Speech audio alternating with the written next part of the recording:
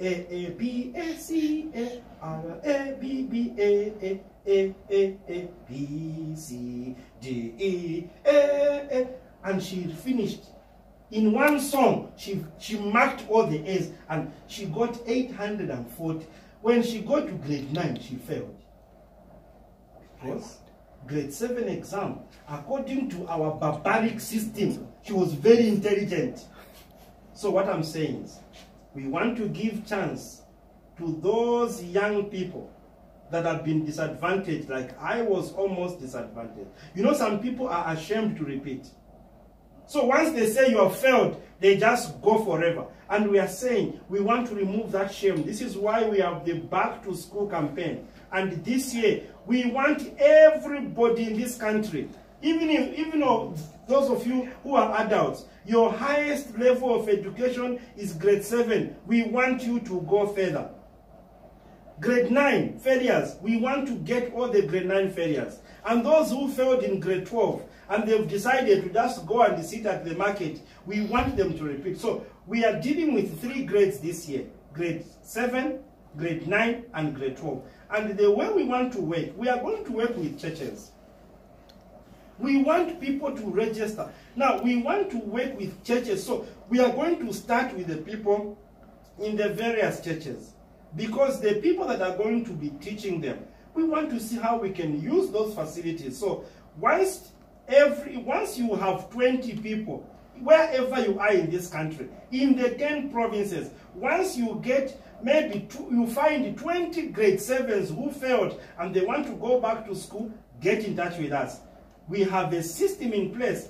Get through our number that is showing on the screen. We want to see how we can take Zambia back to school. There is no way you can develop a country without putting your effort into education.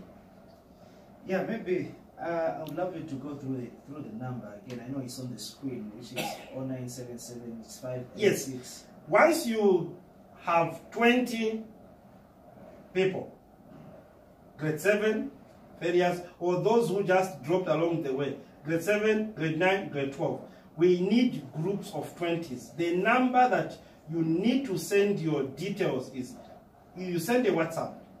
It's 0977 586 347.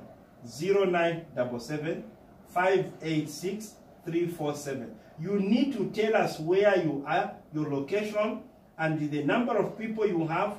Once we receive that information, we have somebody that is in charge of the program. We want to handle it in all the provinces, even in the villages. We have reached the point where we want to see how we can take Zambia back to school.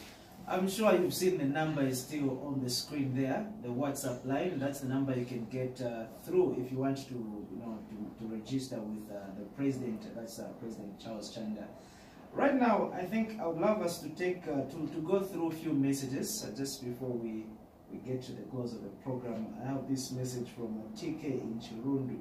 TK is concerned of the number of Chinese people that are coming into the country, and he says, "Good evening, our President. My question this evening is very simple. What are your thoughts on the rate at which the Chinese people are coming into our country? And also, what do you intend to do to regulate the influx of these people into Zambia?" That's TK from Chirundu. Thank you, TK, for watching as well. TK, your concerns are the concerns of everybody. But at the end of the day, we do not want to be like anti-government. All I can say is that we don't know what agreements the PF government has entered into with the Chinese government. We don't know. They've been going to China. There have been exchanges, of notes. Even if sometimes our people would not be writing, but at least they've been meetings, high-level meetings. So we are not aware what exactly has been tabled, what exactly has been signed between our government and the government of the Republic of China. But, why I'm saying that is because, look at AVIC. AVIC, initially, Are you aware it was an aviation company? All of a sudden, it becomes a construction company. So, and they take over all the projects. We don't know what high-level decisions have been taken. And so, it becomes difficult. In the interim, we will just allow things to flow the way they are. But should God give us a chance to rule this country, we need to look at our foreign policy. We need to look at our partnership. There is nothing wrong in bringing high-skilled laborers into this country.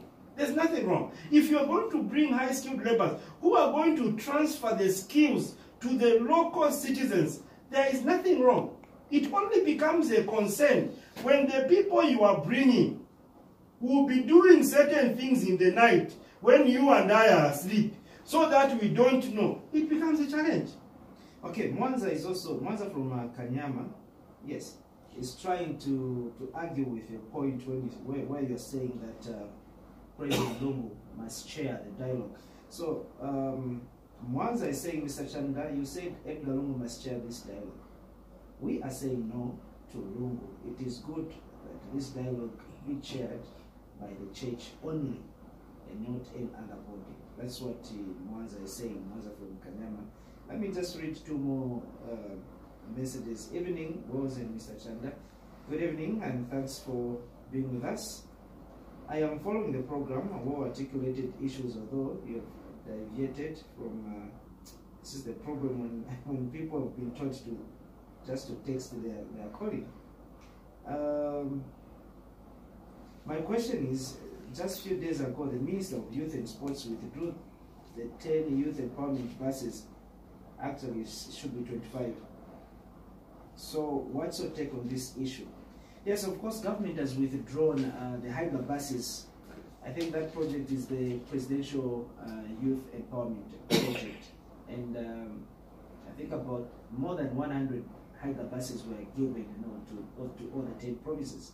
But this time around, government has decided to withdraw the buses from Public-Private Drivers Association of Zambia. So this this man is asking your take on the issue.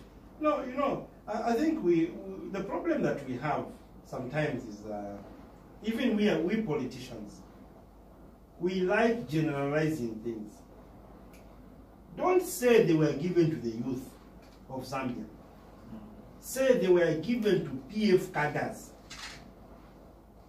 And unfortunately, some of the buses were being used by the same leaders who had given them to the youths. It's the same thing like Black Mountain. You tell us that no, 10% is for the youths on the Copper Belt. Copper Belt is Kitwe now. Copper Belt is the Jarabo leaders. Those are the youths of Copper Belt. All the provincial leaders, most of the provincial leaders, they have a percentage from Black Mountain. And those are the youths. So sometimes we generalize things. So this project here, it was not for the youths of Zambia. It was for the PF government and its leaders and some of the cadres. So at the end of the day, it has proved that it's not working out. We need to find something that can be able to work for the youth of this country. We need to look at what is the need that is there. What needs are there? We need the skills. Okay, in 30 seconds, we wind up the program due to time. So I would love you to also give out your final remarks. Well, my final remarks is that the people of Sesheke, you have an opportunity to remedy the problems we have had of voting for people that eventually do nothing for us. We have given you a candidate as UPPZ who will be able to deliver the people of Sesheke to ensure that Katima Mulilo Market, we have a shelter there. We will be able to look at the problems at the border that our taxi men and boys and girls and men and women are experiencing. That harassment must come to an end. We need someone who can be able to bargain, and Victor Kalimuka is someone who has been there. He knows how to bargain. He knows how to talk. He can be able to represent you in Parliament without fear of favor. Thank you very much. I knew you would not stop talking, Mr. President. Thank you very much for coming The pleasure to is the mine. program. Thank you. Well, make a date with us even next week, and there's also a repeat tomorrow around 15 hours, so you can still watch Prime TV and watch your nice program, Zambia Today, a repeat that is coming tomorrow. From me, was founder and President Charles Chanda of UPPZ. It's bye for now. Until next time.